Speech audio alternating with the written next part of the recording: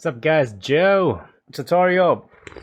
Something I do a lot with pause videos, especially with tech news or shit like that, is like I add sound effects, right, depending on what's going on, right? And like the thing is that when you do sound effects, you want to do it in a particular manner that like doesn't interrupt with dialogue when someone is speaking, right? There's like a method to like add sound effects that gives you best results, right? If you don't apply the sound effects in the right way, it could mess things up. I mean, not terribly, but there's a better way, in my opinion, to apply sound effects, right? And I'm gonna show you how. All right, so this is one of Paul's videos. This one is recently his review of like the 4070 graphics card, right? So there's two parts where I added sound effects, right? I had an explosion here. 370 faster? No, at least not at 4K. I was giving a thumbs down, wanted to give it like an explosion sound effect, so I did that.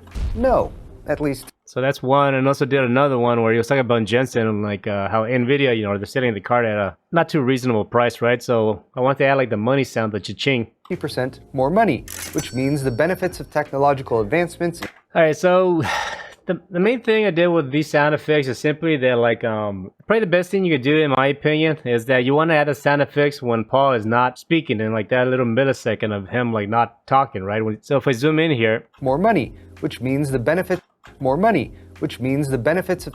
All right, so basically what happened is like that little pause that he had, it takes a breath or whatever. I added like the sound effect, the cha-ching sound here, right? Now the reason why I want to do that is, sound effects, audio, they kind of interlap, right? They overlap each other. So basically you want to make sure that you add a sound that is not interfering with the voice, right? You probably still be able to hear it fine, but the thing is that like frequencies can tend to like add on top of each other, or they can even cancel each other out depending. But you want to like basically make sure that when you add a sound effect, try to add it to like that little gap that's in between the waveforms of the person speaking, right? And for the most part it sounds better and it doesn't interfere with like the audio when the person is speaking. So this case, Paul says what he has to say, he does a little pause, I add a sound effect, then he continues speaking, right? But you're still able to like hear like the trail end of the sound effect. More money, which means the benefits of technological advancement. So this area is silent. It's almost that empty audio space is reserved for the sound effect, right? So it doesn't interfere with Paul's voice. Because if I was to add it, say over here, more money, which means the benefit. You can actually hear when it says which means like the frequencies kind of start to like they kind of like interlap with each other. Money, which means the benefits of technology. Yeah, I don't know if you can hear with your headphones, but it's almost like it starts to get muffled out. Which means the benefits of more money, which means the benefits of tech. Right? I don't know, it just sounds like not as clear as this. More money, which means the benefits of technology. Yeah, it's very subtle, right? But I mean, like, it sounds better, and like, it'd be a good practice to do this, right? And the same thing with like the little explosion that I added. If I zoom in here, faster. See, I could probably move up a little bit closer, and like the sound when you hear it first, and then the image is actually not that big of a deal. It actually sounds good, unless it's way off, right? But you should be okay. Faster? No. See, like the sound, boom, and then like if you frame, next frame, like the image, right? So it's like the sound and then image. Faster? No. Because the same thing, if like you add it here on top of like pause when he says no. No. You can actually hear that actually, like his pause voice kind of gets reduced in volume, and like the explosion doesn't sound as loud. Let me mute the music because you can hear it. 70 faster? No. At least. See, like no, there's like a weird dip in volume.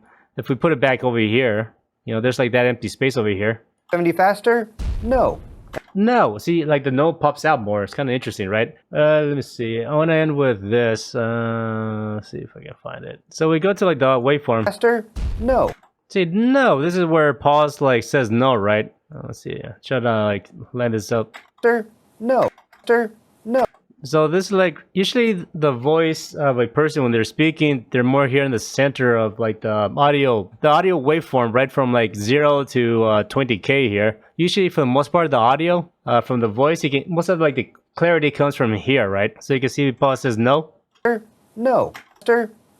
Yeah, no. So along with the bass of his voice and like higher pitches, but the no part is right here, right? So now if we go, let me see, if you go to sound effects, I think it's audio track 2, I'm just going to add a parametric equalizer so you can see what I'm talking about. Let's go parametric equalizer.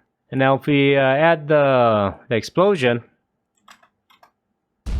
so basically we have like, there's more bass because it's an explosion, and then like you got some frequencies here So like this area right here, this is where like pause voice is at. So the thing is, you got to keep in mind is that if we were to like combine these audio waveforms, they're gonna overlap with pause voice, right, when he's speaking. I don't know, audio is different. I'm not into like audio that much. I don't understand it too well, but the thing is that you want to make space for audio waveforms to like live individually depending on what's going on, right? So in this case, that's why I added like the explosion first. So you can still hear a rumble, but it's more of a bass, right? And like here, there's when Paul is speaking, there's not that much bass in Paul's voice, so like the lower frequencies are fine on their own here, right? But in this case, see like the explosion happens. You see this little spike right here, and then like we add like Paul's voice. The RTX 4070 faster? No. Here is Paul says no, and so we combine this frequencies along with the explosion. They kind of overlap, they're intermingle with each other, and they can muffle each other out, right? So that's why you want to make sure that like the waveforms not necessarily separate in like their own layer, but in the audio spectrum world that you hear audio, you want to make sure you give them their proper space, right? Any low frequency, you leave them here. Any higher mid frequencies, you leave it here. Higher frequencies, you know, you kind of want to cut them out individually. Again, by adding the explosion here first, zoom in here, you're giving like the explosion this first like, you know, initial blast, so you can hear it, and then it trails off into like a low rumble, which is mainly all bass. But then by this point over here, the mid frequencies where the voice is at, it gets freed up from the sound of the explosion, so now Paul's voice can kick in and basically not interfere with like the sound of the explosion, right, with Paul's voice. So now just everything sounds more natural. Faster? No. That's basically what you want to do when you mess with audio. And let's just go back one more time here.